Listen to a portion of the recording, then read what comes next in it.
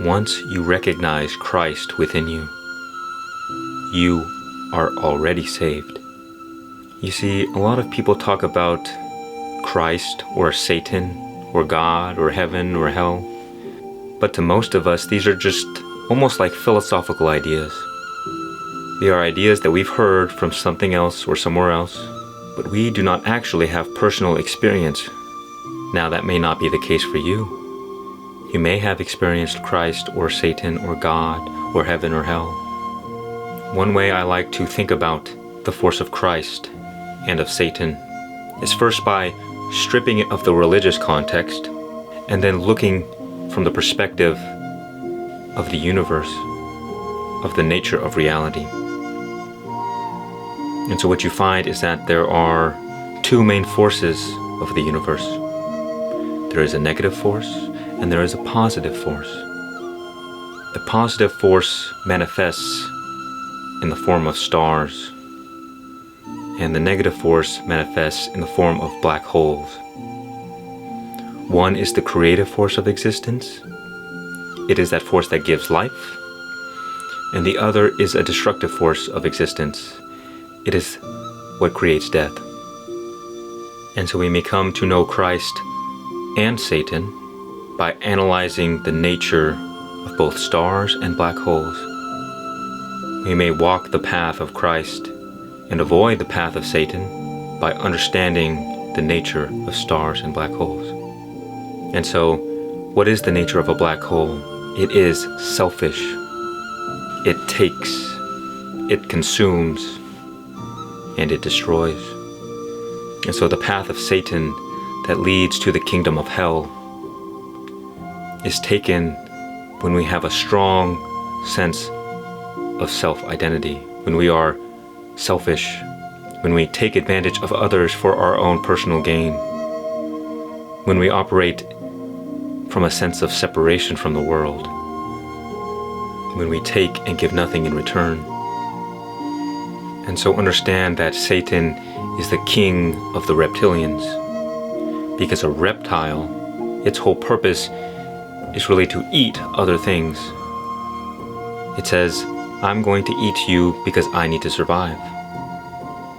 And so the force of the demonic, which at the top is Satan, we may know by their pattern of behavior. That is, they must use others to consume for their own sake, for their own benefit.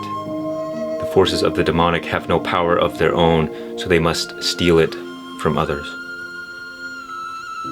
And so the more selfish we are, with a lack of consideration for how we are affecting others, that is the degree in which we are satanic. Even the idea of reptilian overlords is this idea that there are these elite rulers who use the masses for their own personal gain, who are purely selfish and lack emotions, who lack empathy. And so the force of Satan, the force of the demonic, the force of evil is rooted in selfishness. And because Christ and Satan are polarities, light and darkness, black holes and stars, hot and cold, good and evil, these things are two opposites of one. They are the same but varying in degree. Satan is at the bottom of the spectrum and Christ is at the top. But we are not just talking about universal principles like black holes or stars. We are discussing the nature of the mind.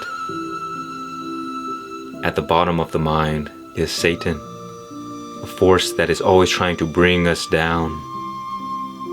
And Christ is at the top of the mind. It is that hand that reaches down when we have fallen, that says, "Here, here, my child. Take my hand. Let's get back up and continue." And so Christ, like stars, our star is even called the sun. Stars give life. They give freely, expecting nothing in return.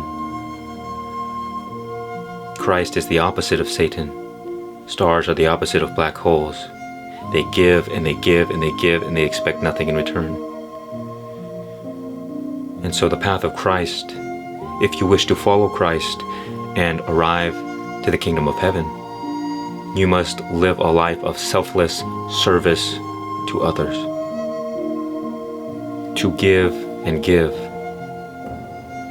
To create yourself into the greatest version of you, to give that person to the world. As the teacher Wes Watson always says. And I am sure some will say this is blasphemous. How could you possibly compare Christ to stars? They may think I'm diluting the meaning of Christ, but this is not the case. And so what you will find if you pay attention is that throughout our day, throughout our lives, there are these two forces acting upon us at any given moment. There is the force that pulls us down, the great tempter, that which brings us to lower states of vibration. And then there's that force guiding us upwards towards higher states of consciousness. It is that devil and angel on our shoulders all the time, whispering in our ears, directing our paths. And so in order to attune, let's say nurture our relationship with Christ, we must first become a bit more quiet, silencing the mind a bit, so that we can hear these voices and be able to develop the power of discernment. And this is a feeling process. This is an intuitive process where you get the feeling or you get the sense that, okay, this is right. Or you get the feeling or the sense that, no, this is wrong. And so like the arms of a plant, you reach out for the sun and away from the darkness. You begin to feel how close you are to God. Your emotional guidance system, this compass, is Christ. And it is through Christ in which we reach the kingdom of heaven. The more we follow the goodness that we feel, the more we see, yes, this thought makes me feel good. This action makes me feel better. This identity gives me strength. It doesn't weaken me. Or this identity that I've taken, this mindset, this perspective, isn't helping me at all. It's just bringing me down. And so day by day we begin shifting a bit, altering ourselves, altering our thoughts, our behaviors, our identity, to inch closer and closer and closer to the light. Just as a plant slowly reaches out towards the sun. And what you will see is that you will find people in life who are incarnations of Christ. Many people are waiting for Christ to come down from the sky. And sure, there may be truth to this, in that Christ comes for the collective, rather than just the individual. But one could say Christ has already arrived, and may have came and went, because it is our relationship to this guiding voice, to the force of good, in which we are judged. Do we reject this desire for making life better, and have we fallen to the path of death and destruction? Because the suffering that is experienced in life will put you to the test. It will make you question everything. It will make you question your morality. It will make you question your identity. It will make you question your loyalty.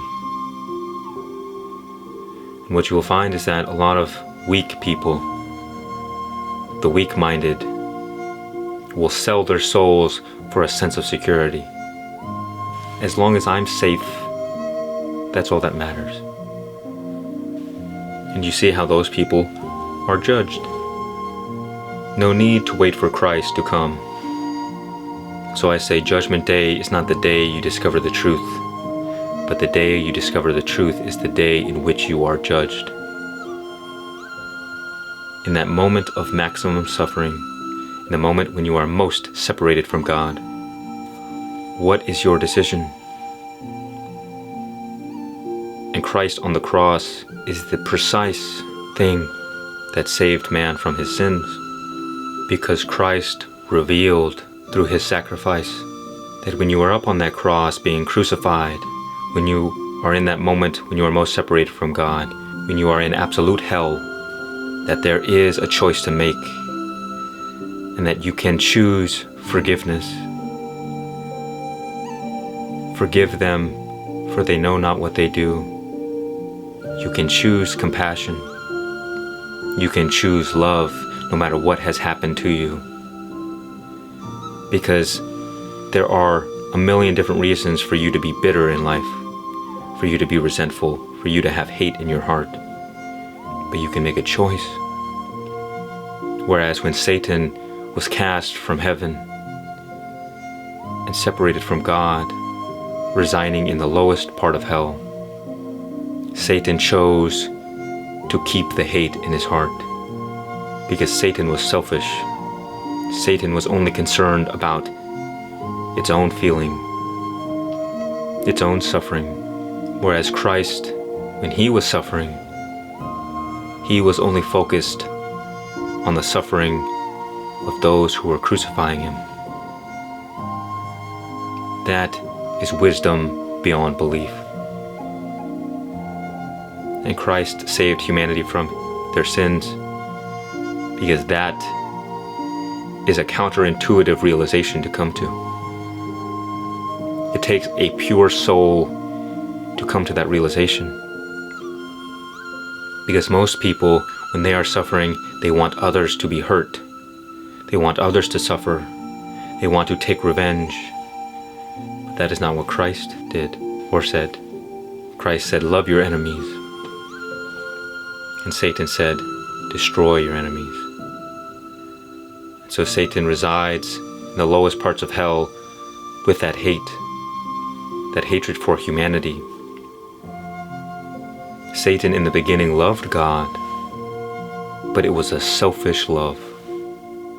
And Christ too loved God, but it was selfless. That is the difference. And so always keep your heart open. Never allow the harsh realities of the world to close it up.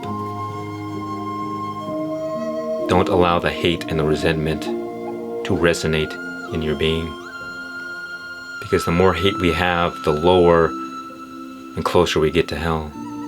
But the more love we have in our lives, the more love we cultivate, the higher and closer we get to heaven. And by doing this, we begin a chain reaction in which our very being is an example of the truth. We become a beacon of light for those who are suffering, for those who are lost in darkness.